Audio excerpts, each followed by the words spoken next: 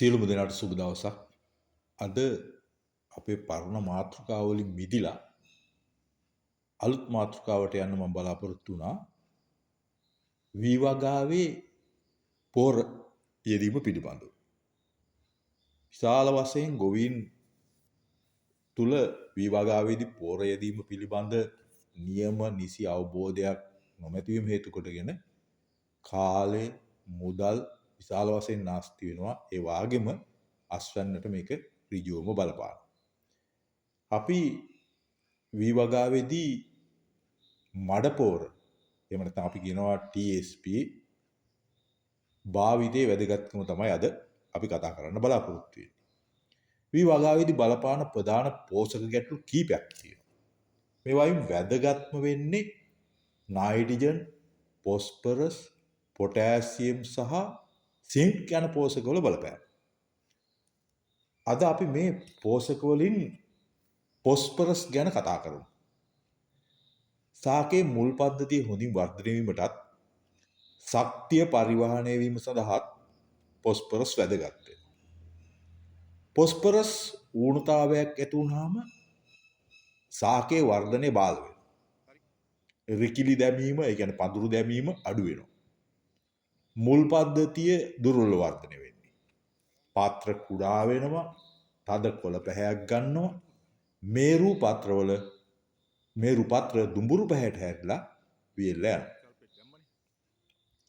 අතීතයේ බොහෝ විට අවුරුද්දකට එක් කන්නයක් විතරක් වී වගා කරා. මේ නිසා පසේ සාරවත් බව ඉක්මනින් අඩු වුණේ නැහැ. ඒ දැන් වැඩි අස්වැන්නක් ලබා දෙන වී ප්‍රභේද කන්න දෙකේදිම වගා කිරීම නිසා, ඒ කියන්නේ අවුරුද්දකට කන්න දෙකක් වගා කිරීම නිසා පෝෂක වැඩි ප්‍රමාණයක් පසෙන් ඉවත් වෙලා යනවා. මේ නිසා පෝෂක නිරන්තරයෙන්ම කාබනික හෝ අකාබනික ලෙස කුඹුරු වලට සැපයීම සිදු කරන්න වෙනවා. අකාබනික එනම් රසායනික පොහොරවල පෝෂක ඉතා වැඩි ප්‍රමාණයක් අන්තර්ගත වන නිසාත් ඉතා අඩු පොහොර ප්‍රමාණයක් භාවිතා කළ හැකි වීමත් ඉක්මනින් පෝෂක මුදාහරින නිසාත් ඌණතාවය හඳුනාගෙන ප්‍රතිකාර කරන්න පුළුවන් වීම නිසාත් බොහෝ ගොවීන් රසායනික පොහොර වලට වැඩි කැමැත්තක් දක්වනවා. වී වගාවට පොහොර යෙදීමේදී කෘෂි දේශගුණය, ජල සම්පාදිත ක්‍රමය, භෝග සංස්ථාපන ක්‍රමය සහ වී ප්‍රභේදයේ වයස් කාණ්ඩය පිළිබඳ සැලකිලිමත් වීම ඉතා වැදගත්. පොහොර වාණිජව මිශ්‍ර හා අමිශ්‍ර ලෙස වර්ග දෙකකින් තියෙනවා.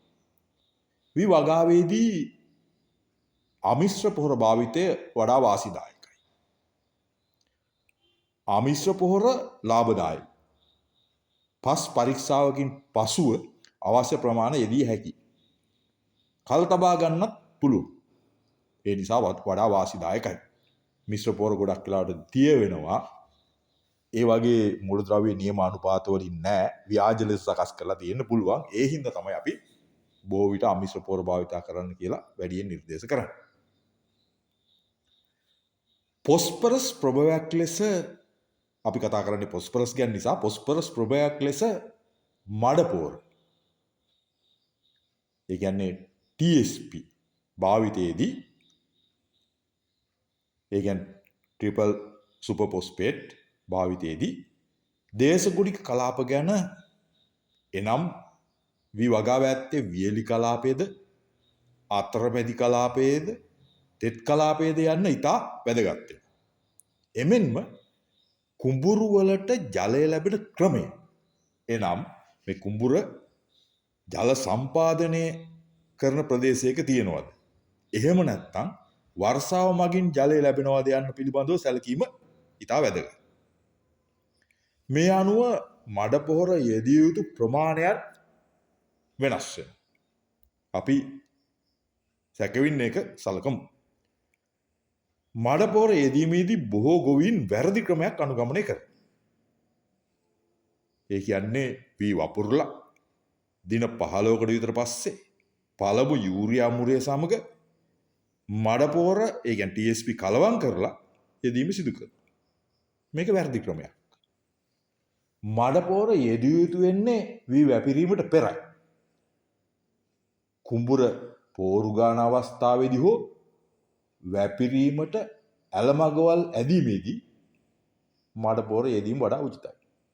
මුල් පද්ධතියේ වර්ධනයට පොස්පරස් බලපාන හින්දා පඳුරු දැබීමට බලපාන හින්දා මේක ඉතා වැදගත් වෙනවා. ඒ කියන්නේ කලින් මඩපෝර යොදලා තියෙනවා. දැන් අපි මඩපෝර භාවිතා කරන ප්‍රමාණය බලමු. ඔබ වියලි කලාපයේ හෝ අතරමැදි කලාපයේ ගොවිතැන් කරන්නේ නම් වීවල වයස් සීමාව කොමක් වුවත් ඒ කියන්නේ මාස 4.5 4 3.5 මාස 3 මාස 2.5 ඔය වගේ වයස් කාණ්ඩ ගොඩකට අයත් වී වර්ග තියෙනවා. ඒ කුමන වයස් කාණ්ඩයක වුවත් මඩපෝර යොදන්නේ එකම ක්‍රමයට. ජල සම්පාදිත කුඹුරක් නම් මඩපෝර අක්කරයකට කිලෝග්‍රෑම් 22ක්. ඒ කියන්නේ හෙක්ටාරයකට නම් කිලෝග්‍රෑම් 55ක් යෙදීම ප්‍රමාණවත්. මේ මූලික පෝරක් ලෙස යෙදිය යුතුයි. අර අපි කිව්ව විදිහට ඔය එක්ක පෝරු ගන්නකොට එහෙම නැත්නම් ඇලමගවල ඇදීමේදී යොදන්න පුළුවන්.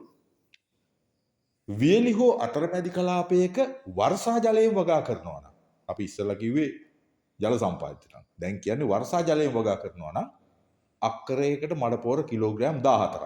ඒ කියන්නේ හෙක්ටාරයකට කිලෝග්‍රෑම් 35ක් යෙදීම ප්‍රමාණවත්. මේ ඕනෑම වයස් සීමාවකට අදාළයි අපි ඉස්සෙල්ලා කිව්වා වගේ. ඔබ තෙත් කලාපයේ වී ගොවිතැන් කරනවා නම් ජල සම්පාදිත කුඹුරකට අක්කරයකට මඩපෝර කිලෝග්‍රෑම් 14ක් යෙදිය යුතුයි. ඒ කියන්නේ හෙක්ටාරයකට නම් 35ක්, කිලෝ 35ක්. මේ ඕනෑම වයස් කාණ්ඩ සීමාවකට අදාළයි. තෙත් කලාපයේ වර්ෂා ජලයෙන් වගා කරනවා නම් අක්කරයකට මඩපෝර කිලෝග්‍රෑම් 22ක් යොදන්න ඕන. ඒ කියන්නේ හෙක්ටාරයකට 55ක්. මේ ඕනෑම වයස් සීමාවකට අදාළ වෙනවා. ඒ නිසා මඩපෝර යෙදීමේ નિયમિત ක්‍රමය මේක. මඩපෝර යොදලා ඊට පස්සේ මේ රූප රාමුවල තියෙන ආකාරයට ඇලමගවල් කපලා ඒ ඇලමගවල් අදිනකොට මඩපෝර යට යනවා. ඒ නිසා යම් ඒකින් පොඩි වර්ෂාවක් ගියත් මේ මඩපෝර හේදිලා යන්නේ නැහැ. මඩපෝර කැට වශයෙන් තියෙනවා හේදිලා යන්නේ නැහැ. දැන් මේ කුඹුරුලත් යම් කිසි ප්‍රමාණයක් ජලය තියෙනවා, පපුරනකම් ජලය තියෙනවා. ඊට පස්සේ ඇලමගවල් ඇදලා වී ඉහලා මේ වතුර කපලා ඉවත් කරනවා. එතකොට මඩපෝර හේදිලා යන්නේ නැහැ. ඒක වඩා වාසිදායකයි. ඉතින් අපි මේ රූප රාමු වලින් දකිනවා මේ කුඹුර හාලා පෝරු ගාලා ඊට පස්සේ කුඹුර වපුරන්න ලෑස්ති වෙනකොට තමයි මඩපෝර යොදන්නේ. එහෙම මඩපෝර යොදලා ඊට පස්සේ තමයි ඇලමගවල් කපන්නේ. වතුර බහලා යන්න ඇලමගවල් කපන්නේ. එහෙම ඇලමගවල් කපලා ඊට පස්සේ අපි ඒ ඇලමගවල් අදිනවා. එතකොට තමයි මඩපෝර යට යන්නේ. ඊට පස්සේ තමයි අපි පැල කරගත්තු වී નિયમિત ක්‍රමයට පැල කරගත්තු වී નિયમિત ප්‍රමාණයක් අපි මේ කුඹුරු වලට ඉන්නේ. ඉතින් මේ විදිහට සාර්ථක වගාවකට ඕගොල්ලන්ට යන්න පුළුවන්. නමුත් නිසි අවබෝධයක් නැතුව මේ විදිහට පෝර භාවිතා කරන්න ගියොත්, ඊට වැඩි ප්‍රමාණ පෝර භාවිතා කරන්න ගියොත් ඒක පෝර අපතේ යෑමක්, මුදල් නාස්ති වීමක්. මේ කුඹුරු වල